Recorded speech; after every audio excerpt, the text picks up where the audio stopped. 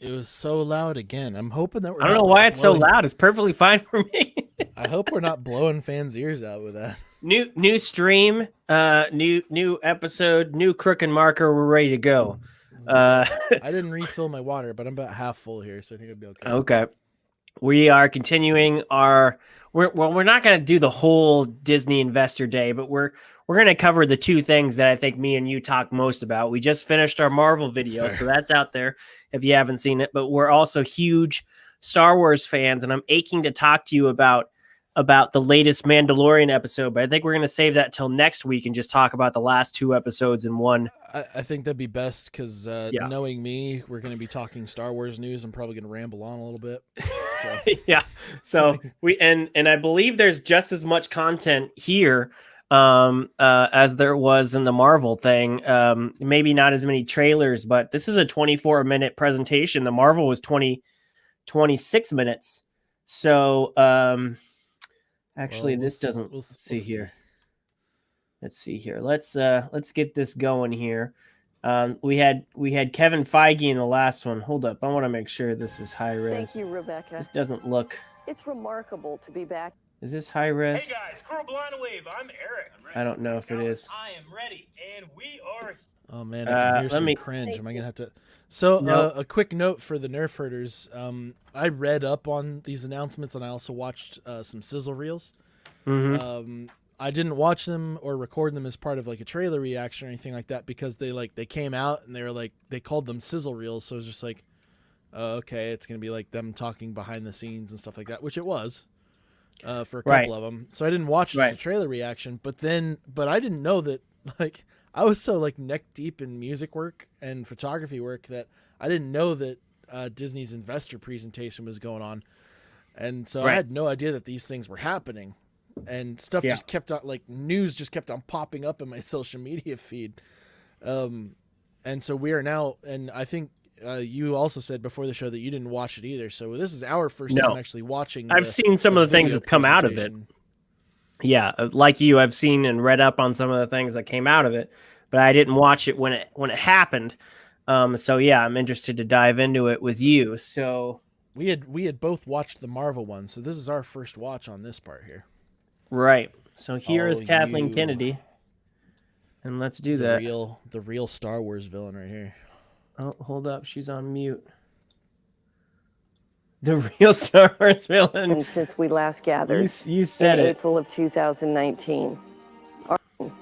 Our world and our entire industry Can you hear has been thrown numerous challenges that none of us could have foreseen. As we grapple with one of the most difficult periods in modern history, it's clear that we need great storytelling and the joy of entertainment more than ever before. Better than the sequel trilogy. Last year, we were looking ahead to the launch of Disney Plus with our very first live-action series, The Mandalorian. Star Wars was moving into new territory in the streaming space on a brand new platform, creating an original series through groundbreaking technology and an entirely new approach to production and filmmaking. Yeah, it was a big bet and a leap of faith. The Mandalorian debuted on Disney Plus in November of 2019, and the response has been overwhelming. We could not be more humbled by the reception to the show, the honor of 7 Emmy Awards, and the enormous support our fans have shown us.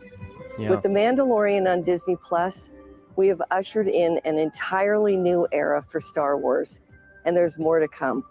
We premiered season 2 on October 30th, and Jon Favreau and Dave Filoni continuing the journey of The Mandalorian and the Child. Audiences around the world have joined the adventure on Disney Plus, traveling to new planets with incredible action, larger-than-life creatures, delivering a complete cinematic experience. Ahsoka. Let's take a look at season 2. Love to do a little recap here. Now, is this anything new or is it old special, stuff? Kid. This is just the recap of season 2. So that's what I need to do. Okay. Well, we've already. Let me put this on mute while we talk about this a little bit. I just watched that technology episode of the behind the scenes of The Mandalorian. Oh, really? Yeah. If you have never seen that episode, holy shit, go and see it, because I knew things. I'm not talking to you, Seth. I'm talking to her. I know you've seen it. I watched that like right away. Like I knew things like the video wall, and I knew how it went all the way back to Jon Favreau's work on Jungle Book. I did not know everything that went into that. Like I did not know how they've got that video wall to move with the camera and everything. It is amazing. Like the big screen, yeah, that's pretty cool. The game engine that's in that's paired with that the screen. Unreal Engine. Yeah, which is like the basis for a lot of video games right now, if not like a huge majority of which them. makes sense. Which makes sense that they would use that for that type of filming environment. It's insane. It is so amazing. And even though I've already seen so much of this and knew a lot about the behind the scenes, that episode was still impressive as hell. If you have not seen the technology episode, it's amazing. So, as somebody who like I work with, I do a lot with cameras. I'm doing increasingly more of the video as we go along. Like the struggles with using green screen is a real bitch. Like, yeah. There's a lot that goes into that. There's a lot of problems with reflection, which I know they go over in the technology episode. Like with this technology, like this is something that filmmakers have wanted a solution to for a long time. This is absolutely something that they've hated having to deal with, was specifically like the downsides of green screen. And just with what they've done here, like they've made this look so much more real because of the allowances that they have with lighting. And when you're dealing with photography or videography in any shape or cinematography in any form, the biggest struggle is light. That is a constant battle that you've got. The lighting can change so much. And without them having to like digitally change things in order to light scenes the way that they want to, that has made a huge difference. And this technology, like having this be on the forefront of it, it just makes sense because Star Wars revolutionized filmmaking back when the original trilogy came out. And again, with this show, in a technological age where there wasn't a huge amount of room for those. There's Fat Boba again. Yep. It's so weird seeing him in that armor. I know. Well, and I mean, when you have people like James Cameron who waits a decade to make a film because they want you're going to want to pause it here. Yep, I just did. When they wait a decade for the technology to come, that's very admirable. But George Lucas was doing the same thing, and he saw what the future was, and but he also wanted to make films. I think he waited long enough to make the prequel series. It was, he waited almost 3 decades to make the prequel series. And, they were heavily green/blue screen filming. And you saw the issues with that. And just like you were talking about the reflective things, look at the Mandalorian's helmet. It's a freaking mirror, you could not pull that off. And again, that green screen would have just been absolutely atrocious on that armor. They would have had a budget just for taking care of the green screen reflection. Yeah, because I got a green screen right there that I use for stuff for work and everything, but I'm not a reflective surface. So I'm just taking out what's behind me. I'm not taking out what's behind me and then taking out the reflections that are reflected on me and switching them out with stuff. There's so much more that instead of just hitting the chroma key and fixing the green in the picture, and I know most people don't know that. And those people that do know the struggle, but even, and I know you have more experience in the field than I do, but I was just so enthralled by everything that went down in that episode. And just, it's crazy how you could just see it on their faces and in their words, how freeing that technology is, considering they're filming in an indoors room, not out, how they're more free there than they are on a real set, or outdoors because of all the things they can do now. And when they do pick actual outside locations, they pick them so well. I think a good majority. I think what was it? I think it was Tython where they had a good majority of it outdoors, because they were dealing with like an actual outdoor set. which is why it looks so similar to Earth. But there was I love that Star Wars is revolutionizing filmmaking again. Again, that's the thing. Key word. Again. It's really neat. I don't know who else. I mean, you saw how James Cameron's Avatar revolutionized 3D, and some people took advantage of it. Most people didn't. I'll be interested to see who takes advantage of this. If somebody else duplicates this and what they use it for, or if this is going to be strictly something that Disney does. I can't imagine it's just what Disney does, but it's a huge investment for somebody else to jump in on it. I can't wait to see what else Star Wars does with it, because that this is going to be like almost a standard practice for them now. Oh yeah, when they see how seamless it is, it's crazy. All right, let's keep this going here. Yep. Today, I'm excited to share with you that John and Dave are concurrently developing 2 new spin-off series exclusively for John Disney and Dave, Plus. the gods of modern One, Star Wars. The Rangers of the New Republic, and the other featuring fan favorite Ahsoka Tano. Yeah. Set within the timeline Wonder of which The one Dave's going to Mandalorian, do.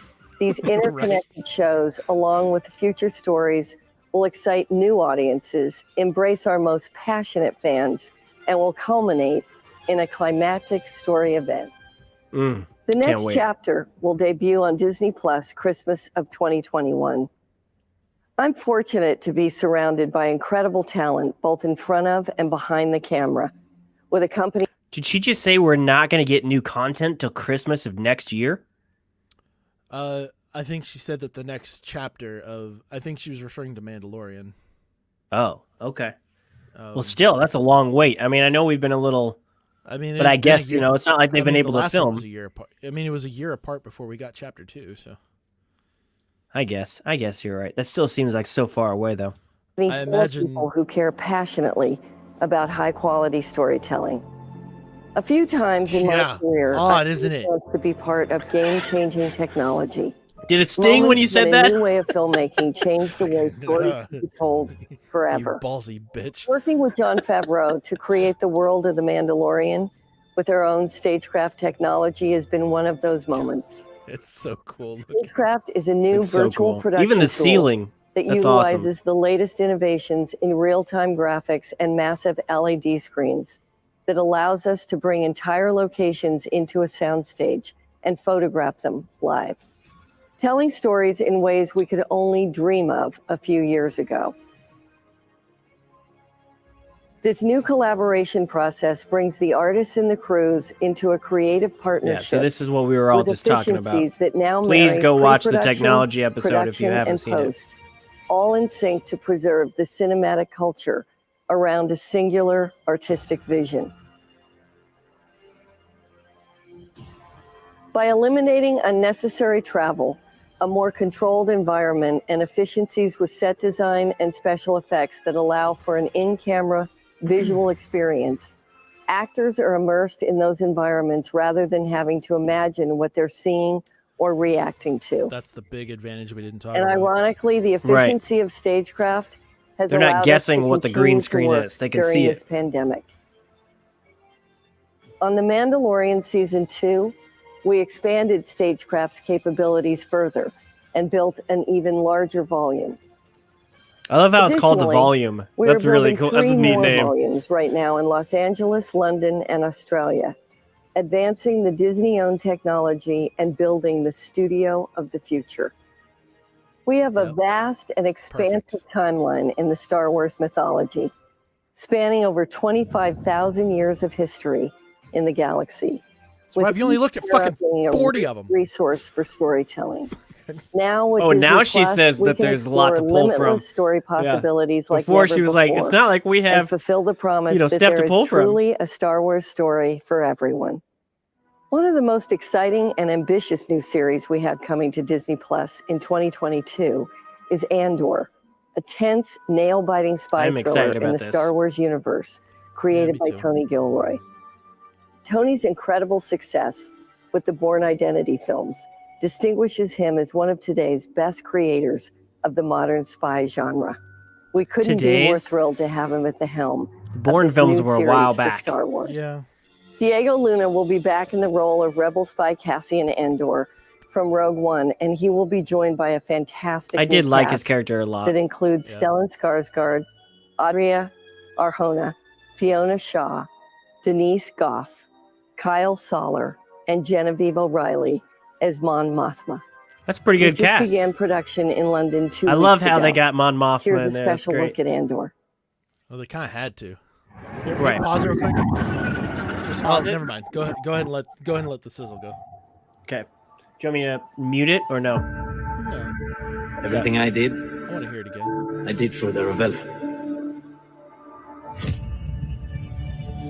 Oh, this is clearly Rogue One pulling in some many scenes ways. from Rogue It's a One. film that connected new audiences with Did you not watch this? the oldest fans. Yeah, I watched this already. It was a bittersweet feeling, in the premiere, knowing that it was just one film. But then was a magic great happens, film. right? It was You can see we're getting ready. one of the best Star Wars We're films out of all of rehearsing, them. we're Yeah, training, yeah. we're trying costumes, we're doing everything to make sure we do the best show. I'm really excited having the chance to explore Cassian. It's really fun to go on a set that is emulating something you like so much.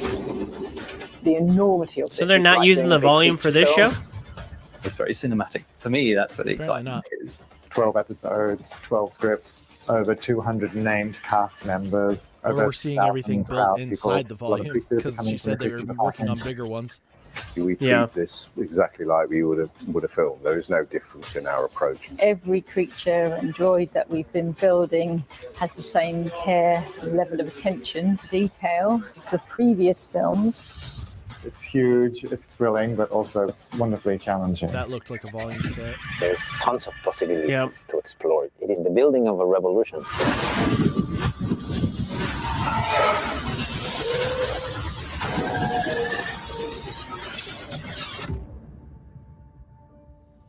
Pause that shit. So, I'm gonna make this super brief. I have two grievances with this series. One, that they're doing it in the same fucking timeline that they've been dealing with the Star Wars films for forever. Yep. Like every major piece of Star Wars live action content that we have gotten has been from like the Skywalker era. Like Yep. where Yep, either we've Anakin talked or about Luke this is alive, at length. and I'm so annoyed by it.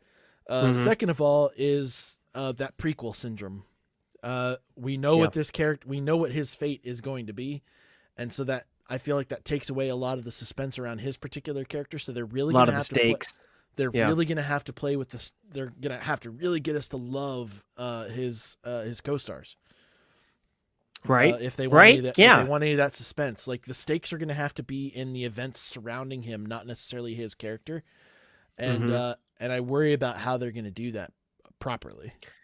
Because because again, we're dealing with another part of Star Wars history that part of the Star Wars era where it's like you guys can't toy with too terrible much that's familiar. You're going to have to come up with completely original stuff, which they have shown is completely possible.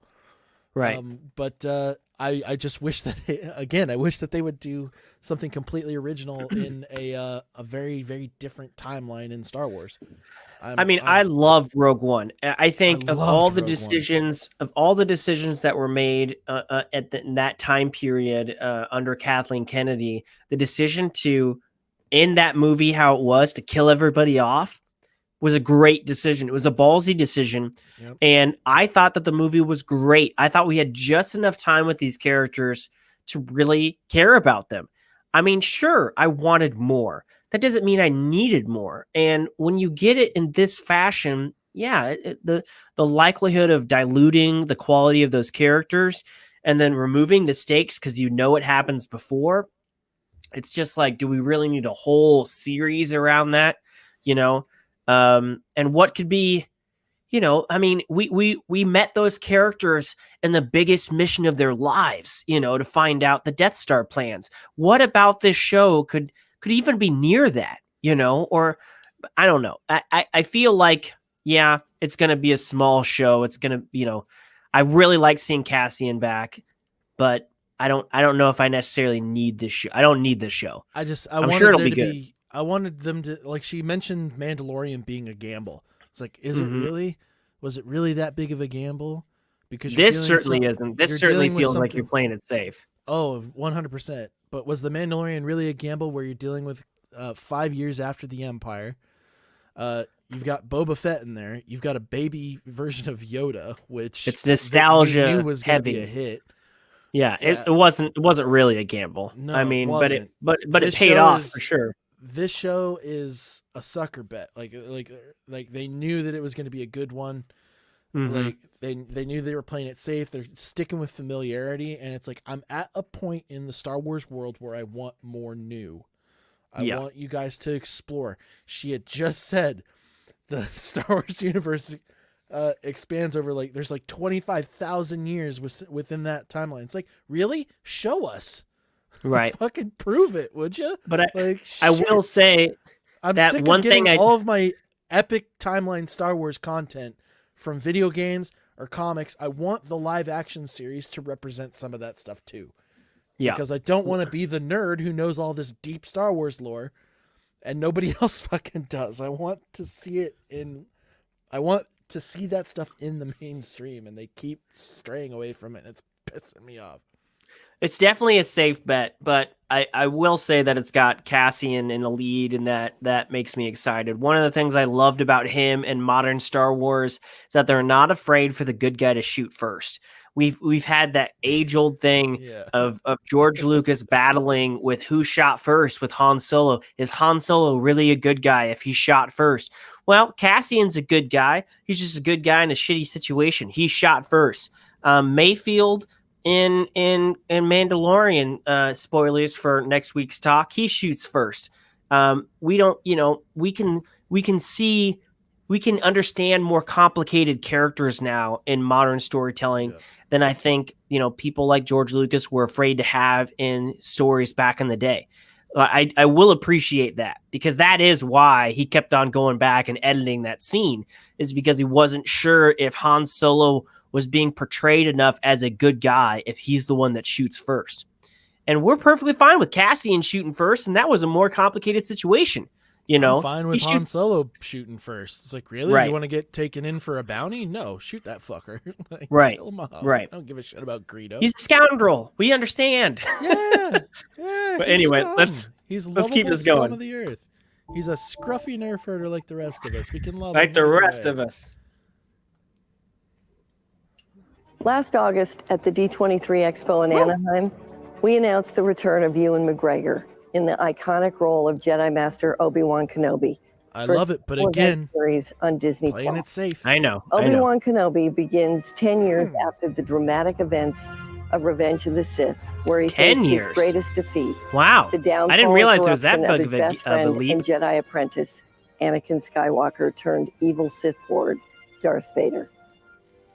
Our fans will be thrilled that Hayden Christensen will be returning in the role of Darth Vader. This is big. This will be the new match of the century.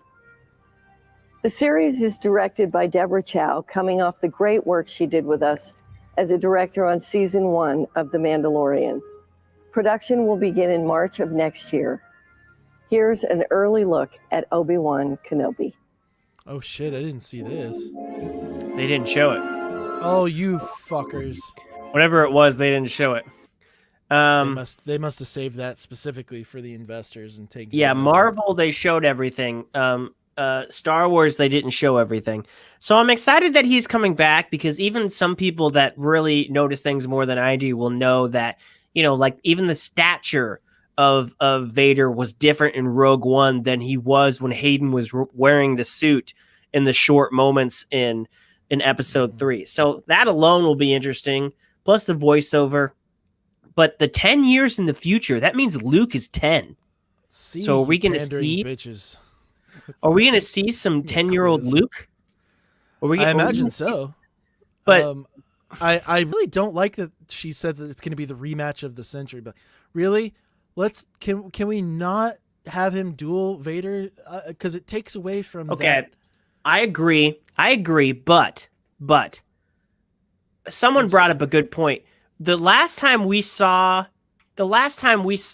see each other is on that volcano planet, and Obi-Wan's heartbroken about, you know, I loved you. You were my brother. When he sees Vader in A New Hope, that is not the same reaction he has. And so there, you know, if they had one more confrontation to where Obi-Wan is finally like, you know what, I'm done with this. I'm done with you. I'm done feeling bad about it. I could see that working if done correctly.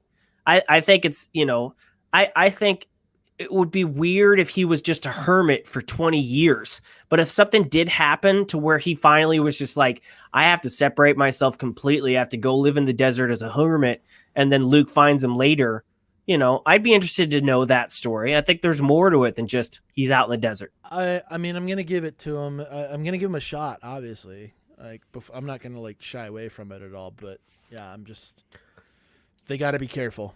They got to be really careful about how they do it. They're rewriting the whole show because we've heard already that they had to start over because they had the same show as they did with Mandalorian. Somebody realized that the Obi-Wan and young Luke, baby Luke story was the original one that they had for this show was too much like Mandalorian and Baby Yoda.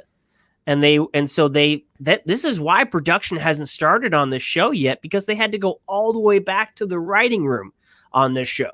So I mean, they should, like, Luke should make very few appearances in this series. I don't want a young Luke. I really do not want a young Luke show. I want an Obi-Wan tortured by the knowledge that Anakin is alive and Anakin has become Darth Vader. I want that show. It'd be great if it was Obi-Wan kind of like following in Vader's footsteps as he's being tracked instead of the other way around, like he's one step ahead of him. And so Obi-Wan showing up to these places after Vader has visited them, like killing other Jedi or something like that. Yeah. Or Obi-Wan's trying to get out to other Jedi and like help him out, but it's never enough, and he just learns Vader to be this relentless force that just cannot be dealt with. Speaking of Ahsoka right here, we've seen Ahsoka's journey into meeting Vader down the road in different properties. I want to see Obi-Wan, not yet old man Obi-Wan, being conflicted about what to do. Does he leave Tatooine and leave his duty of protecting Luke and go after Vader? You know, does he feel like Vader is his fault for not finishing the job? I want to see that. I don't want to see baby Luke. I really don't. Where does it land in the Rebels timeline? Where we see him doing Maul. Right. At that Sith temple. Well, that's also where Ahsoka also on Tatooine. Oh yeah, that's right. You mean Obi-Wan dueling Maul? That's right. Obi-Wan and Maul's fight, not anything else. I thought you meant the Maul Ahsoka Vader episode of Rebels. No, I want to know, like, because that version of Obi-Wan is made to look pretty much exactly as the as A New Hope. Like they play it off like he looks like he hasn't aged much between that scene and A New Hope era. And they make when he sees Luke running along, Luke looks like he's pretty old as well. If I remember, I don't know, it's been a while since I've seen that scene, but me too. I can't remember. I can't place that. It'll be interesting where the timeline fits in. I did not know the 10 years in the future thing, so that's interesting to me. I think that guarantees we'll see a 10-year-old Luke. But as long as Luke is not as prominent as Baby Yoda, I just don't want that show, man. I want an Obi-Wan show, for Christ's sake. Give me an Obi-Wan show, not a Baby Luke show. Well, and it would take away from Luke's character as it is, because he's trying to escape Tatooine with it being all that he knows, like, and him having like no real idea of what else is out there. Like, I wonder if it's old Ben Kenobi. I don't need him to know, any more than that. His relationship with Obi-Wan needs to be incredibly vague. And he just I'm fine with him having like one, maybe two interactions with Luke throughout the entire show, and one of them is like him like Luke wandering out a little bit too far or something like that, and him like pushing him back, be like, "Hey, all right, easy now." Or you go know ahead- what? Go ahead and scurry Have back him on home.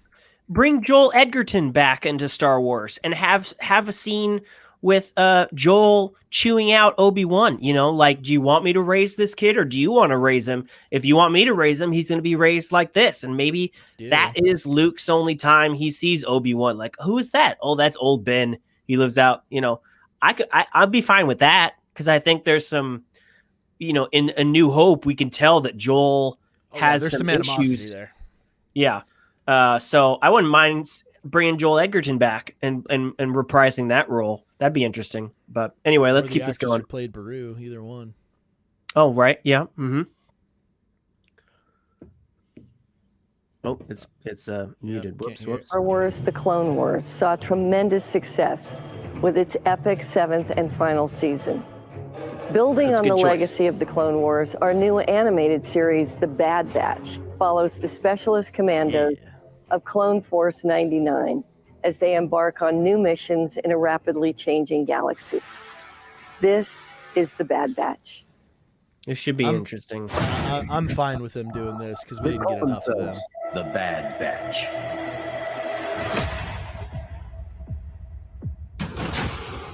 They're on Camino.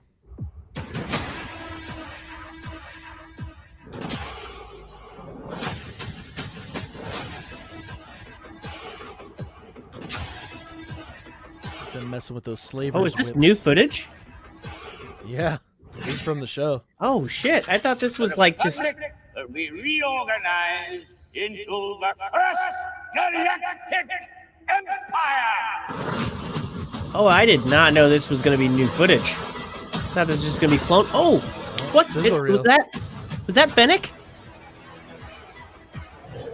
Seems a little early for her to be at that age already, but It looks like her helmet though.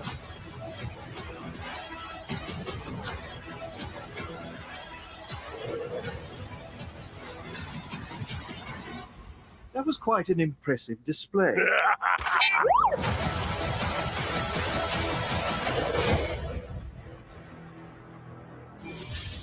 I love what they did with the logo there. I do too. That is so good. great. Okay, that looks like. Am I saying her name right? It's Fennec, right? The sharpshooter from Mandalorian. Yeah, no, that's way too like she's not. I can't imagine that she's old enough to be back there already. Well, it's But, only like what, who 20 knows? years prior to the Mandalorian. It looks like her helmet, man. It looks like her Well, helmet. Yeah, I guess. I mean, it could have been. Then again, So are the we Bad saw, Batch. Then again, we saw the same thing with the bounty hunter that worked with Django in Clone That's true. Wars. So That's true. again, like we said before, that might just be a model of helmet that was popular with assassins. It could be. back It in could the have been. day. It was the Nike of helmets back then. Why can't I remember that bounty hunter's name? I don't know. Oh man, it's gonna drive me nuts. Because I remember So- it not long ago. I guess I was look it up. just. I didn't even think about this. This is just me being dumb. But the last time I saw the Bad Batch, they were working with the good guys. But of course, they would still be with the rest of the stormtroopers under Zam West. under the new. Oh yeah, that's it. Of course, they would be with the new stormtroopers. So are they going to be bad guys in the show, or is the show going to be about them having independence and then learning that the bad guys are the bad guys now? I wonder what this is going to be about, because they're with other stormtroopers under the Empire now. So that was a big question floating around for a while. Was did the Bad Batch have the inhibitor chips that would cause them to unflinchingly follow Order 66?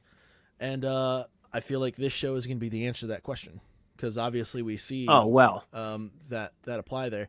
I felt their evolution wiped that out. I didn't think that they were going to be Order 66, but the fact that they stayed around after Order 66 and still serve the Empire, I don't know why I thought this, but for some reason I thought they'd be working for the Rebellion. But why would they work for the Rebellion just because they didn't do Order 66?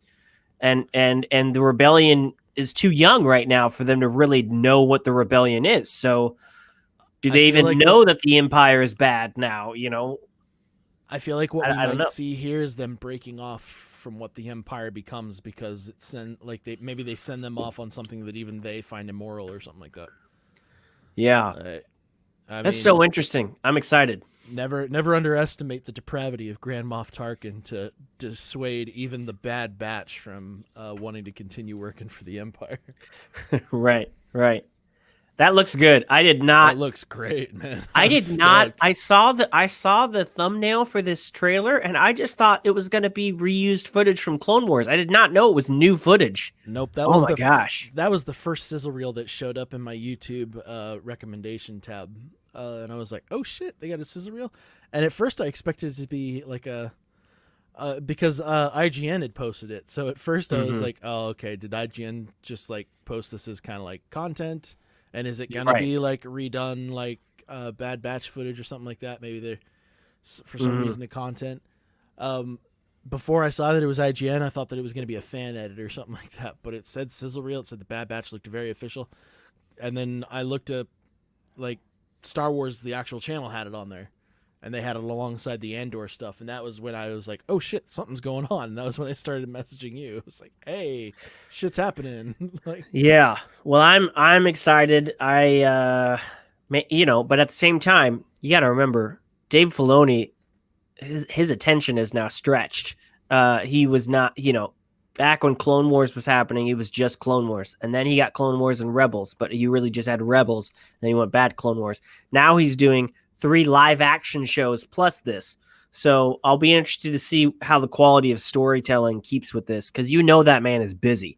He is 4 times more busy now than he was when he was working on Clone Wars. But for somebody as passionate about Star Wars as he is, I'm pretty sure he's in exactly the place that he wants to be. I imagine that a lot of the content that he's toying with is stuff that he had written for quite a while. I could see that, because there was a pretty good gap between that last season of Clone Wars and season 7. When they and they already said that most of season 7 was planned already. Yeah, they just never brought it to fruition. Like I could see that. How much of this stuff did he already have? How much of it was he writing during, like as a side thing during Rebels? Like maybe we're just seeing Dave Filoni's side projects kicking on, or this was his grand scheme. Like he had all this stuff wanting to go. Dave Filoni Prime is now. Now we see him at his full power.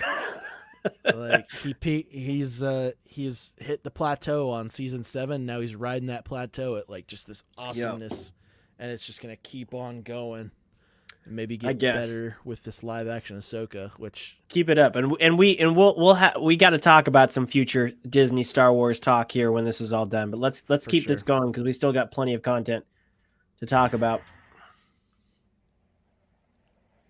Star Wars Visions will be a series of animated short films celebrating the Star Wars galaxy through the lens of the world's best anime creators.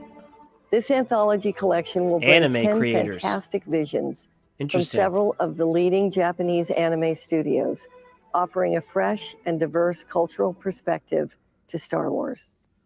Huh. Lando Calrissian is the galaxy's smoothest, most notorious scoundrel, and he'll return in a brand new event series for Disney+. Justin Simien, creator of the critically acclaimed and hugely popular Dear White People, is developing the story with us now. A massive Star Wars fan himself, Justin has put together a reel to give you a sense of the style, tone, and irresistible swagger of our upcoming series, Lando. Okay. Take a look. Damn you. Okay. Damn it. When I looked it up, that was all I had heard. We didn't actually get to see what they were talking about. Is it live action or is it animated? I don't know. All I saw was that they announced a Lando series. Huh. And I didn't dig further, because that's...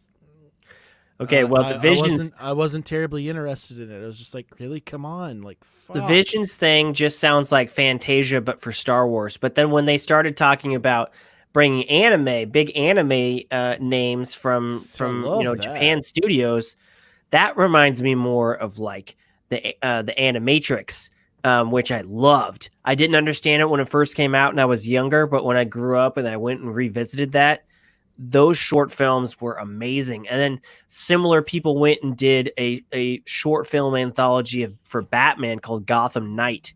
That was also amazing. So that could be fun. I feel like I'd it's love the to see Star the Wars anime. version of What If. It's short films, but it could be fun. I'm stoked to see the anime style stuff. But yeah, Lando, I didn't give a shit. I didn't care at all. Like, his character didn't, like, even when Glover played him in the live action Solo, I was just like, okay. I like Glover though. I like Glover a lot. I liked Glover, but like Lando's character just isn't as compelling to me outside of Billy D. Wesley Williams playing Hedlund, him. Emmy-nominated We'll see. creator We'll of see the what happens. mind-bending series Russian Doll, is a boldly innovative filmmaker bringing her new Star Wars series to Disney+.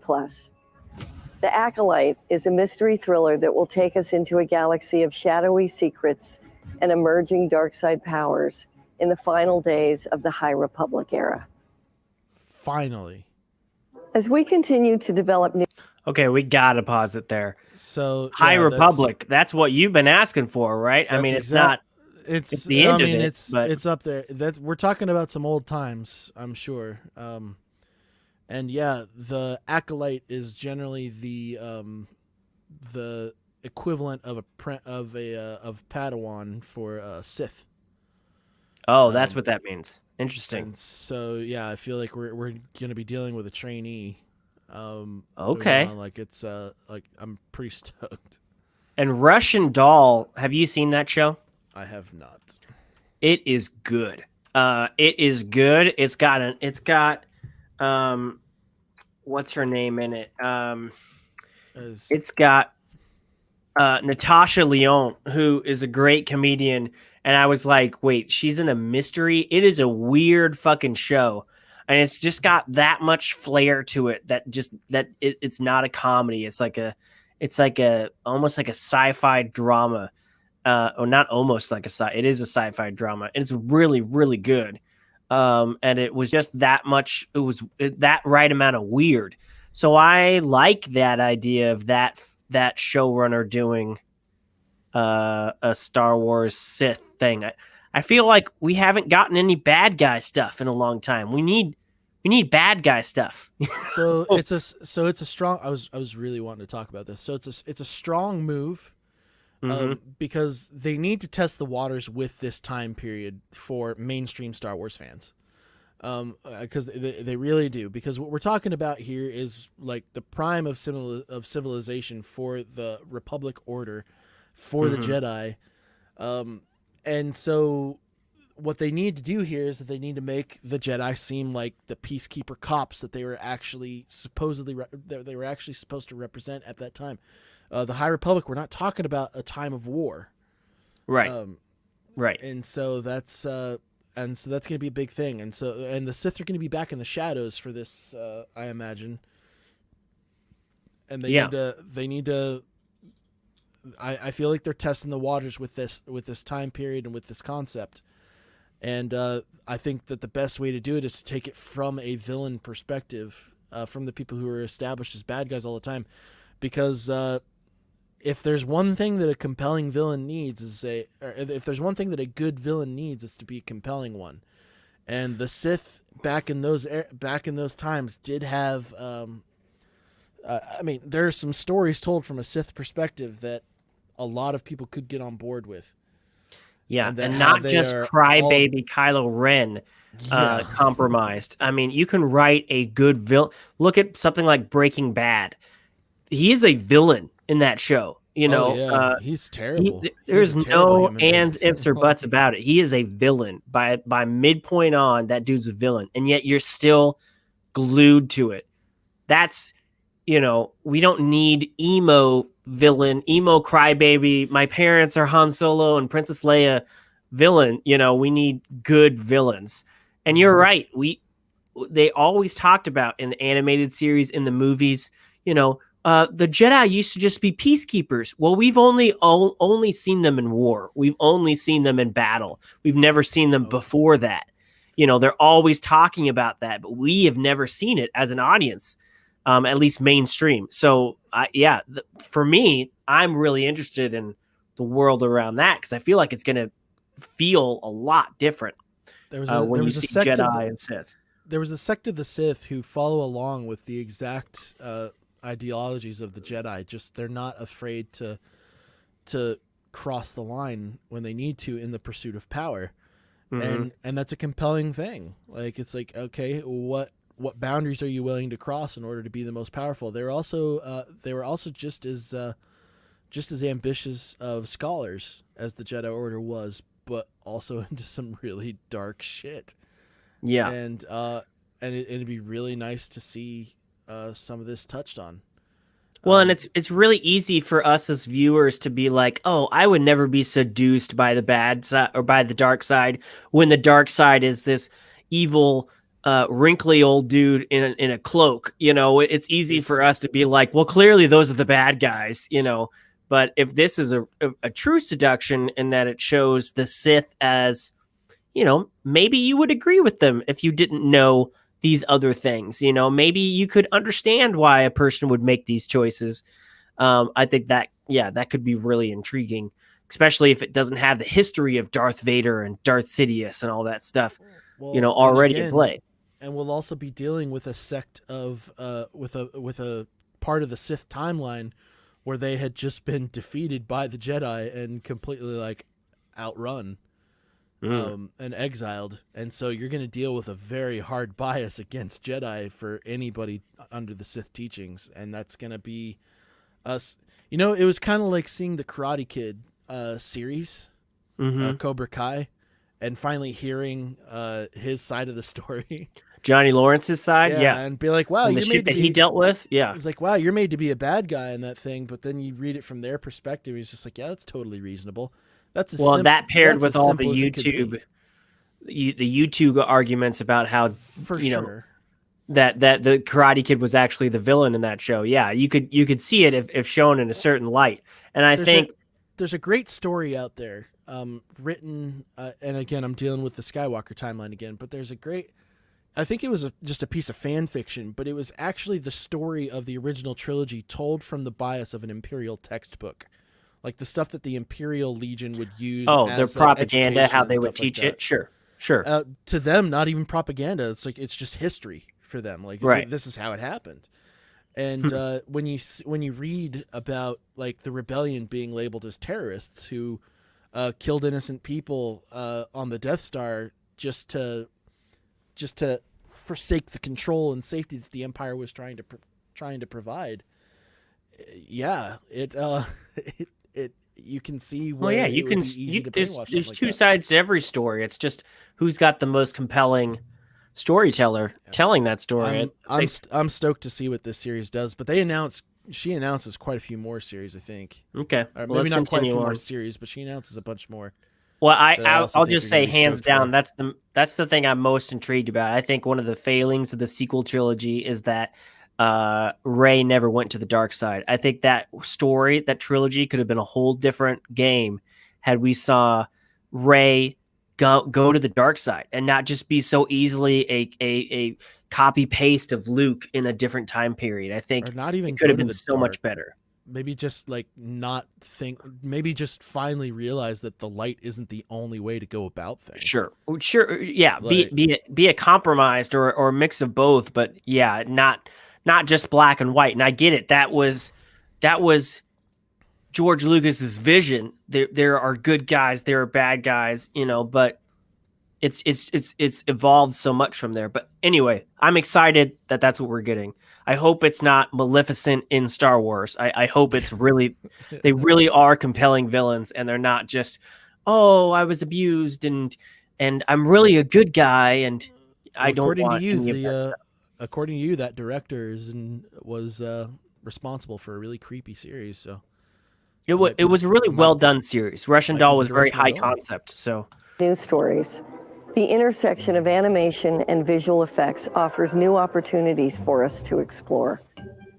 Okay, so this is animation and Visions was animation and Lando was right in the middle of it. So that leads me to assume that Lando's animated. But she didn't necessarily say that.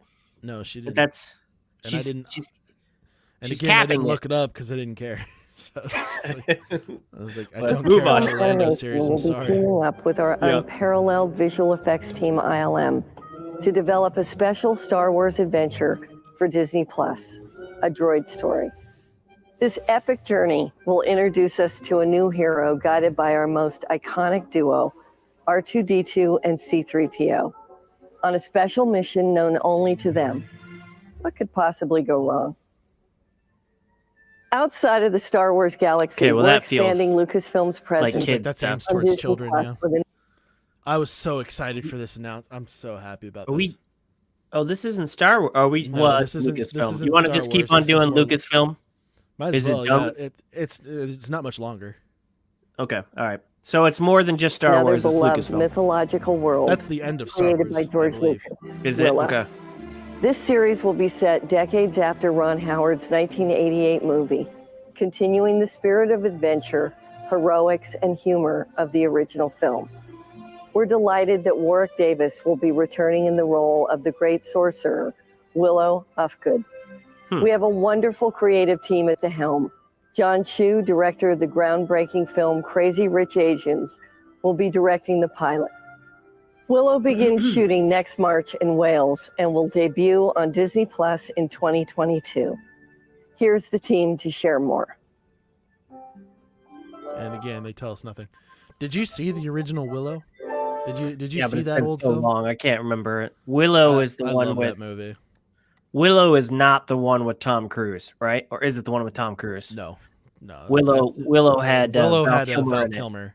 Yeah, that's right. I always confuse those two. Honestly, it's been so long. since I've seen either. Willow is a character who lives in a tribe of little people. He's a farmer and he's like an aspiring sorcerer, and he finds a human baby while he's out with his children do.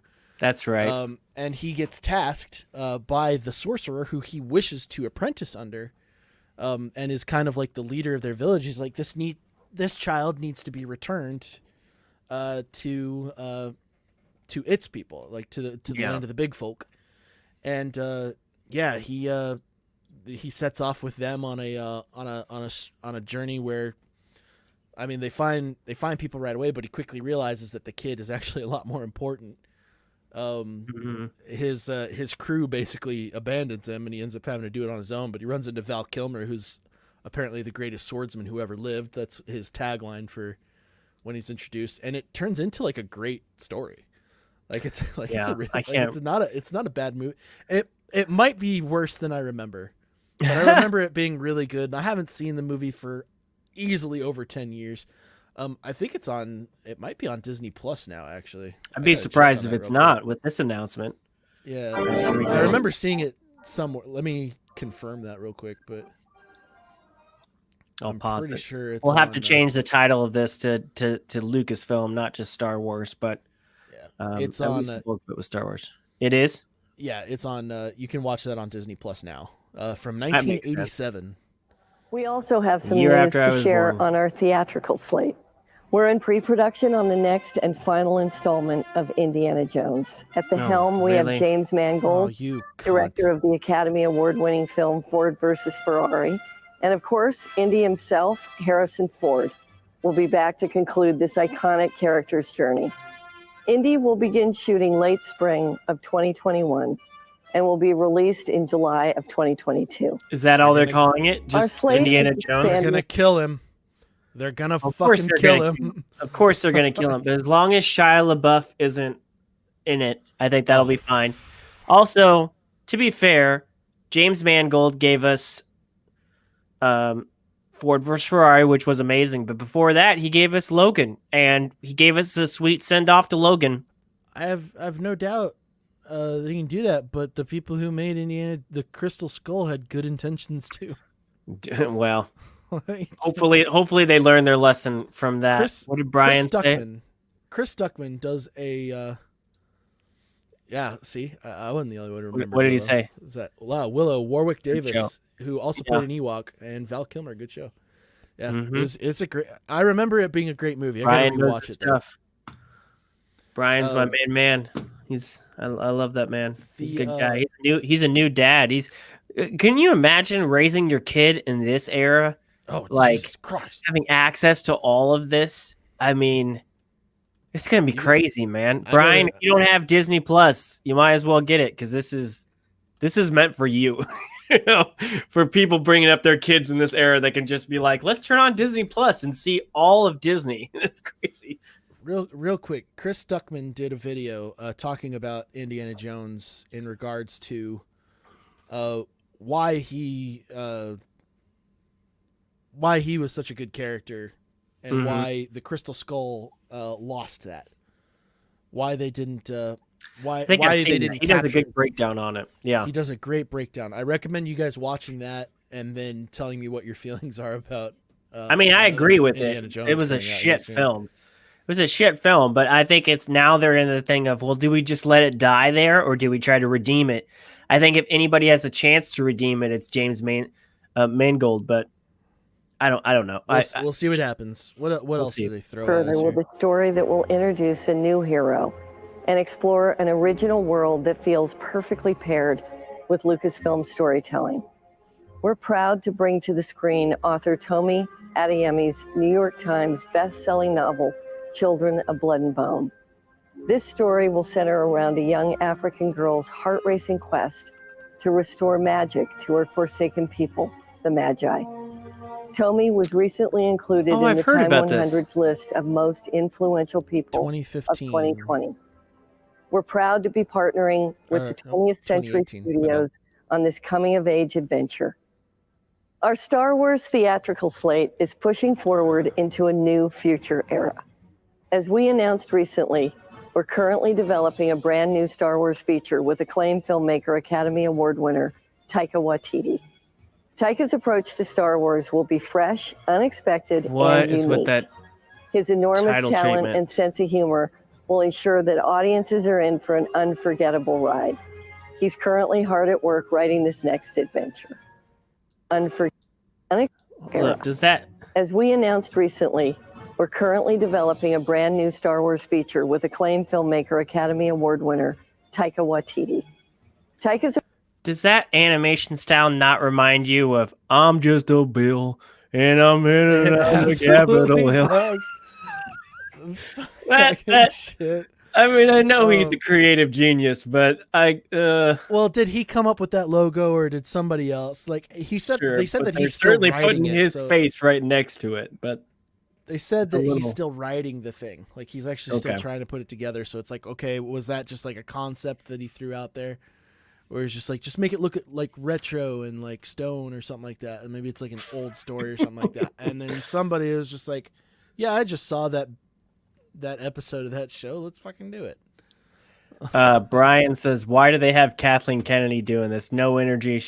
I know. We're going to talk about that as soon as she finishes. Let's finish this up because I got some comments on that. His approach to Star Wars will be fresh, unexpected, and unique. His enormous talent and sense of humor will ensure that audiences are in for an unforgettable ride. He's currently hard at work writing this next adventure. And to close today, I couldn't be more This I'm excited excited for. that our next Star Wars feature film will be Oh, yeah, directed this is by big. Patty Jenkins. Patty, director of the Wonder Woman franchise, will bring her inspired vision to Rogue Squadron. This story will introduce a new generation of starfighter pilots as they earn their wings and risk their lives in a boundary-pushing, high-speed thrill ride.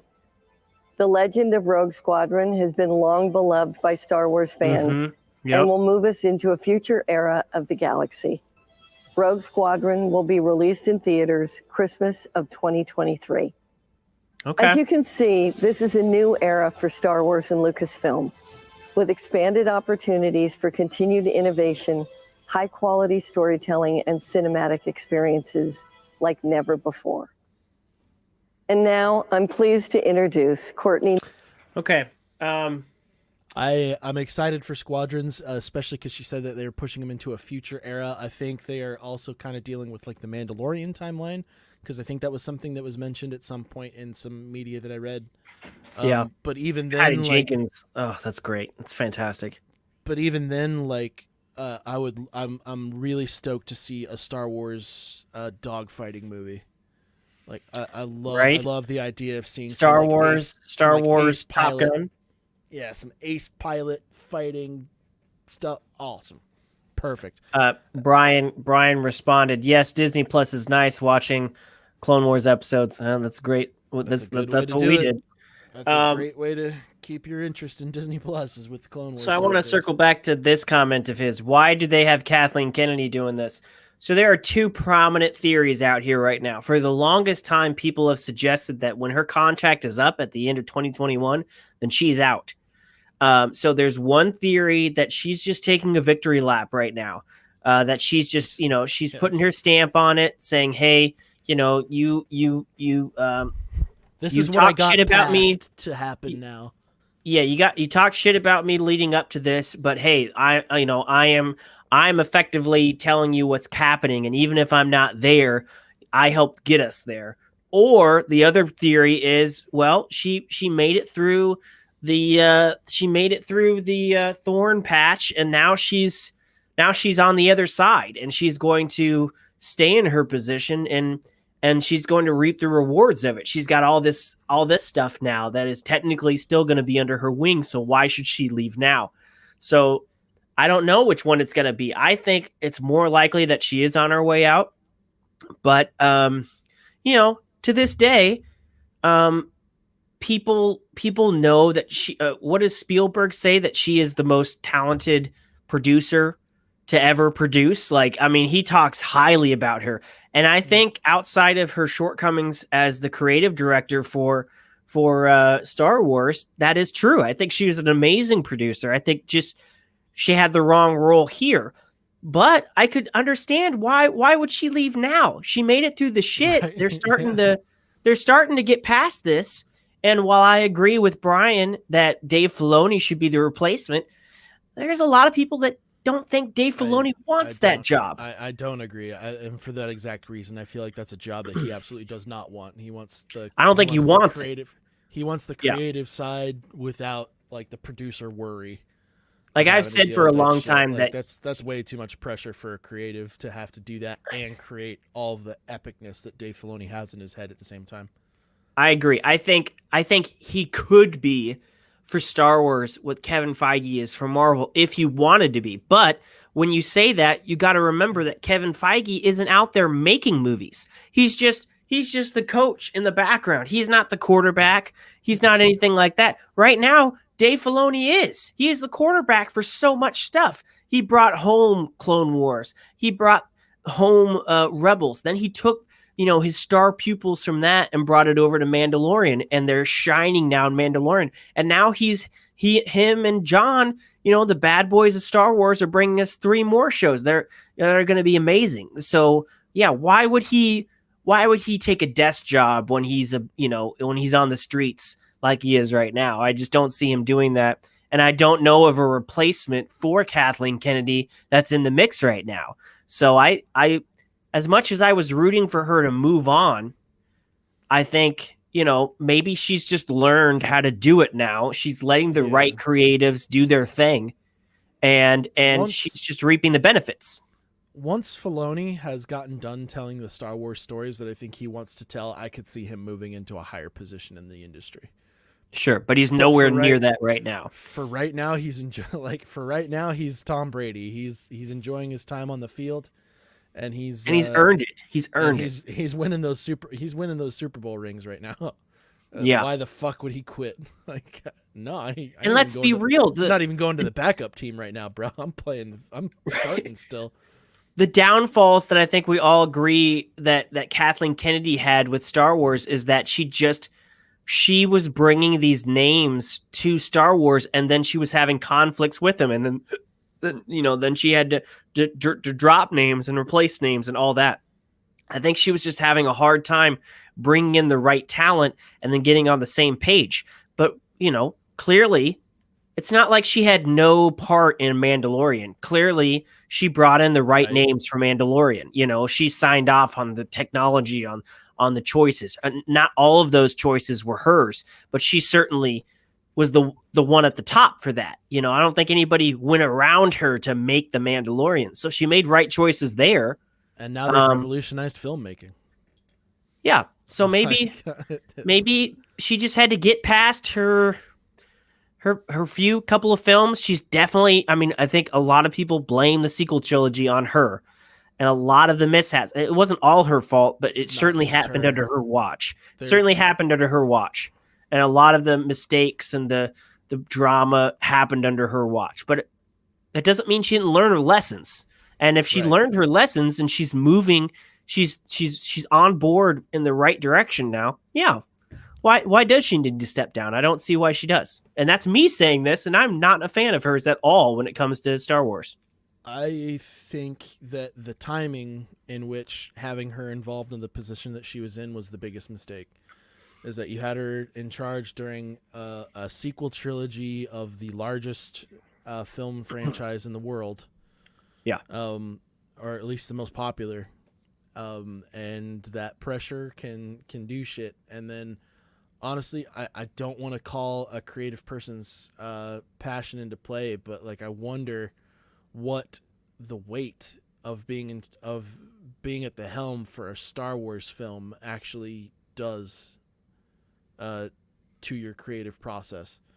The pressure of having to make sure that it's something good, and then also having so many other different people being involved in it at the same time. I can only imagine what that would do. And then having Kathleen Kennedy right there at the top, having to have the final say on all of those different things, it's like, who knows what that could actually entail, unless you're actually in and living it. And that was like her first. That was like her first major foray into Star Wars and Lucasfilm, and it's like, fuck. Well, no, it was she came over because of her history with Lucasfilm. She came over to basically ensure that Disney wouldn't run Lucasfilm into the ground. However, they didn't put her in a position for her to shine. They put her in the Feige position. They put her in the creative director position, which is not where she is shined in the she's a producer, she's that's just not, it just didn't seem right that that's the role that they put her in to start. I mean, now that they're on the right track and they seem to be smooth sailing and everybody's excited again about new Star Wars, she can just she just ride the wave. But for a while there, people were like, oh my God, Disney, another Star Wars thing? Like, really? Do we have to own every Christmas in the future? You're screwing it up. You're screwing it up, Put the brake on Star Wars. They gave you one every other year. Right, but there was a while there that they were like claiming Christmas for the next decade. Yeah, and then they slowed things down. Well, now they're ramping things back up because of the success of Mandalorian. If Mandalorian had burned, we wouldn't have all this, But now they're like, okay, I think we've cracked the formula now. Let's move on from the sequel trilogy. Let's make things good again. But yeah, they are riding that nostalgia wave. There's only like one thing in there, and that's the Acolyte. That's not Star Wars, or that's not Skywalker based, so Visions as well. Well, yeah, Visions, but I mean, not animated. They're dipping their toe in the water for outside of the Skywalker era. Mm-hmm. And I think Mandalorian could kind of be counted as well, because I mean the Skywalkers. If Luke doesn't show up on Friday, we'll see. Well, I mean they're already tapping Sebastian Stan for him, so. Yeah, but that's been a fan cast and a Mark Hamill cast for a long time, not just this year. We're not done with the Skywalker era as much as I would like to be, but here's the thing: I may not be a fan of people trying to like continue milking every bit of popularity out of that timeline as they possibly can. Mm-hmm. But if it ends up being good, I don't give a shit. If it ends up being good, I think you're just tired of it being brought to shit. You saw them bring back the Skywalker saga and the sequel trilogies, and they they had 9 films. We've had 6 films that I didn't appreciate like I think they wanted me to. We had 3 films where I was like fully on board. I thought you were saying six Skywalker films. Yeah, but the sequel Skywalker trilogy could have been great. And then we've had 6 films where they have disappointed me in ways that the disappointment should not have existed, and that they fully had the capability of avoiding, and then didn't. And 3 of those rather recently, and here's the thing. They haven't made it up to me yet, but they're showing good, prominent signs of doing so now. The Mandalorian is a great step in that direction. The final season of Clone Wars was an excellent step in the right direction. The announcements that they've made, the plans that they have, they could also be steps in the right direction. But what do all those things have in common? Are Dave Filoni and these other shows that aren't Dave Filoni connected? The Mandalorian is as good as it is because the writing's good. And then Jon Favreau overseeing. And we'll talk about the writing for Mandalorian in the next episode. Maybe the episode by episode writing, but the tone and the connection and the lore works. They're telling a consistent story. Correct. They're not. Well, that doesn't make sense. It's they're not. What is it? The Last Jedi. Already retconning things that were in the whatever the episode was before it. They're at least being consistent. Yes, but that consistency. Dave Filoni isn't going to be in the writing chamber of all those shows, so there's just as much chance for those shows to suck if the same due diligence isn't put into those. So let's hope that they don't just say, hey, we got one win, we can do no wrong now. You can do plenty wrong. You can screw all these other shows up just as much. Well, I think that's why it's great that the fans are as active and vocal as ever, because that is absolutely essential. And we're dealing with a format now to where more Star Wars fans are aware that if you vote with your wallet, and if I didn't buy Rise of Skywalker, I didn't purchase that one. Normally when when a recent Marvel title comes out, if there's a steelbook or a fancy version of it, I'm on it. Oh God, that's right. The last one was Rise of Skywalker. See, I was thinking The Last Jedi was the last one. They're so bad, I can't even remember. It would have made sense. Wouldn't the order? It would have fucking made sense if they had done that, but no. Yeah. Well, the big thing is simply vote with your wallet, because that's where Disney feels it. They feel it in their wallet. When the last Jedi came out, I was like, all right, I really wasn't a fan of this, but I'm gonna collect. I want the full films. I wanted to buy steelbooks of everything. I started with the steelbook collection when Force Awakens came out, because I was generally happy with the Force Awakens, until its continuity got fucked with so bad in its two predecessors or successors, and when Rise of Skywalker came out, they tried throwing that steelbook at me again. I was just like, no, I'm not doing it. You guys fucked it up. I haven't purchased a single copy of the Rise of Skywalker. I haven't watched it again since I saw it in the theater. I'm not even giving them the bandwidth at this point. I'll maybe down the road I'll watch it at some point when I do a full Star Wars rewatch, but no. And that's what you have to do. As fans of this franchise, if you want it to be good, you can't let them get away with it when it goes bad. And that's going to be particularly tough with the streaming side of things, but that's why we have to be vocal. The silent majority of Star Wars fans, if you end up being if you're either happy or unhappy, cannot be silent anymore. And that goes for a lot of different things, but especially when it comes to the future of content creation, is that if you end up not liking something, you have to make your voice heard, and you have to vote with you. If you can't vote with your wallet because it's on a streaming service and you don't want to cancel because they've got you locked in with everything else, which is kind of what Disney Plus is aiming to do, then make your voice heard. Let them know. It's this sucked. Here's why. Don't do it this way again. Yeah. And right now, with The Mandalorian, we're seeing evidence that they are listening. That they didn't want it to just be a nostalgia fest throughout the entire fucking series. Yes, they're throwing nostalgia at us, but it's not so blatantly being beaten over our heads. They're doing it in a tasteful way. Tasteful, yeah, that's a good way to describe it. Well, when you're talking about money, there's certainly here to say that, hey, we're going to make the most of Disney Plus. We are putting all of our, Disney Plus isn't the Disney Channel on cable. This is an official extension of Disney. They're putting the same amount of work into this is turning into their flagship.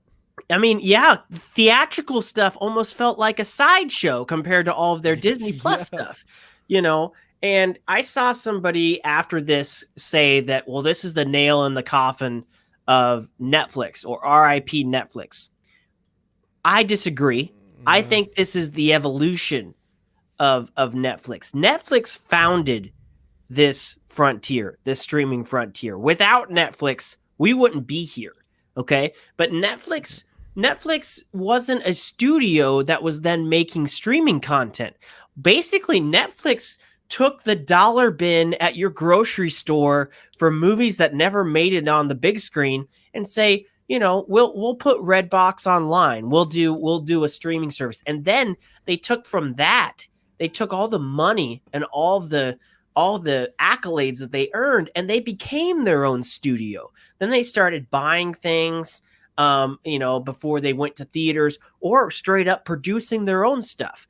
And they have done all of that and forged the path for these now studios that have a history in theaters creating their own streaming content. Without Netflix, Disney Plus wouldn't exist. So I don't think it's fair or right to say, to slap Netflix in the face just because you see a new streaming service, evolving their platform to match Netflix. Still, Netflix is still a juggernaut, but to see Disney not Plus changing either. It's not. It's not changing anytime soon. 2020, who has brought you new content consistently on a weekly, sometimes daily basis all throughout this year? Not Disney Plus, not HBO Max, Netflix. Disney Plus had a couple new things.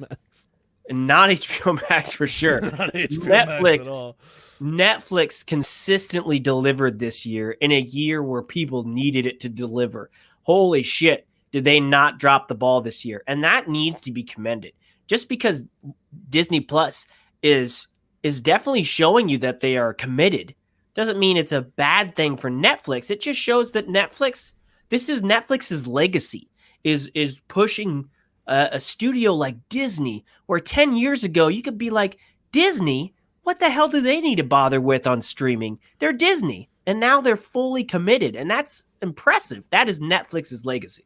Well, and it's another weird argument, too, that because another streaming service is doing good, that another one's going to do poorly. It's just like, it doesn't make sense. It's like, you don't have to shit on one to praise the other. No, they're competing networks. Like, The Mandalorian being a hit doesn't make another TV show any less good. Right. Like, fucking, like, it's like saying, it's like, oh my God, Black Panther did great, so I guess Dark Knight sucks now. Like, it doesn't. Or The Mandalorian's great, so R.I.P. Stranger Things. Why? Yeah, no, it doesn't make any sense. Like, you can have your cake and eat it too in this scenario. Like, it doesn't matter. You get both. You can have fucking both.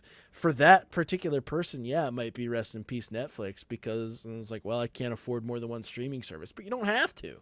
You don't have to be able that's to afford the thing. more than one. You get your never show, get out. You don't sign a contract. Get what you want. Watch what you want. Get the fuck out. Go on to something else. Watch some more stuff.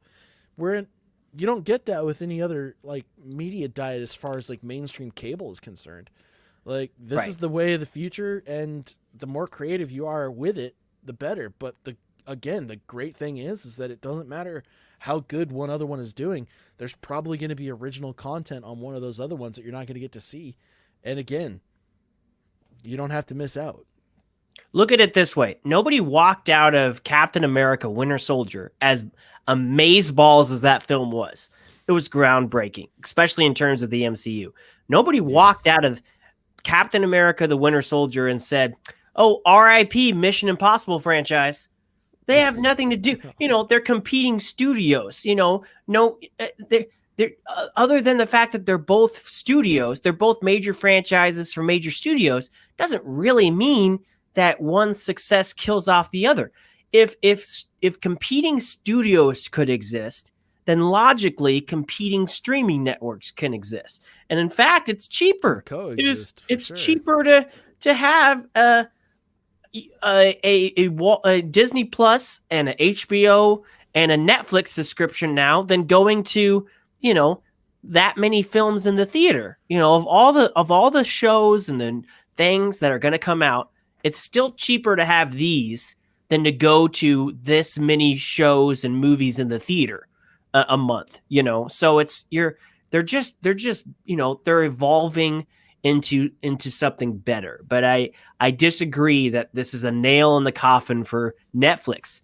Netflix has made Disney up their game. Disney Plus is going to make Netflix up their game, and they've been upping their game. They are a totally different service than they were 5 years ago, and that's to be commended, not to be laughed at or condescended to. It's a huge thing. It's a new frontier, and it's really compelling to watch it evolve as quickly as it has. We want all these services to exist at the same time, competing for our attention, because I want them to constantly be trying to make stuff better than their competitor, because that just means we're going to keep on getting good content. The customer wins in that scenario. So wishing or praising the death of another streaming service that is consistently creating original content, or at least sponsoring it to house on their network, is completely antithetical to continuing to get good content in your media diet. And you don't want just one. Nobody wants just Disney. It's just like when cable happened. Nobody wanted just ABC and let's cancel all the rest of cable. They liked cable because you had all this more content. You had so many channels instead of the old three. Nobody wants to go back to one channel or one studio or one streaming network. You want all of it, and you want them to, it's competition, but it's also challenging each other to better themselves. And we are seeing that. People play new video games all the time, but they still bounce back and forth to World of Warcraft every now and then, even though every new MMO has been the WoW killer. It's like, nope, people still play it. People still love it. They still get their fill on the other ones. They can coexist. That is the glorious thing about content. It's not two pizza places right next door to each other that one of them has to be better than the other. It's like, that's exactly what we want, because those pizzas are going to consistently get better. Right. I think be different. I think some douchebag don't copycat each use other. that Challenge each other to comparison be different and be better. Yeah, that's it. Yep. On that point, man, dude, we just did like a solid, I think we're pretty close to 3 hours. Yeah. We're 20 minutes shy of 3 hours of podcasting today. So, rock solid. We had shit to talk about. The Nerf herders won on this one. Competing streaming services, competing franchises. It's like they're going to keep on giving us stuff to talk about. We get to keep on making episodes for you. We get to keep on reviewing content. We get to keep taking in content, let you know what you guys should be watching. So the future is bright for the streaming world. There's a vaccine coming for COVID now. Depending on your feelings about that's good news too. I'm excited about it, because hopefully that's a start of things going at least somewhat back to normal again here in the next few months. Things are looking up. 2020 was a horrible year. We're reaching the end. We might finally get to breathe here in the next few months, and all the while we've got new content coming our way out of two of my favorite franchises. So we got a lot of 2021. 2021, with everything we talked about last week, from Warner Brothers, from HBO Max to everything here, it's going to be a bridge year. I feel like it's going to be a bridge year to going back to a sense of normalcy. But at least from an entertainment side, we have some bridge entertainments to look forward to. I'm excited about 2021 for sure. Let's get the hell out of this year. Even Christmas can just hurry up and let's get past it. I just want to get to next year. All right. Nerf herders, let us know what you thought of this presentation in the comments below. Let us know what you thought of our theories. What are your theories about what's going to happen in any of these shows? We don't do a huge amount of background research on some of this stuff, so you guys are going to know more than we do. I guarantee it. I like to be surprised by trailers as much as possible, but spoil it for me. I don't care. Whatever you find out, let me know. Hit us up in those comments below. Subscribe to make sure that you don't miss any future content, including future podcasts. We've got a bunch of stuff that we're going to be trying to pull out into the works for 2021. It's going to be a fun year. And until next time, have a good one.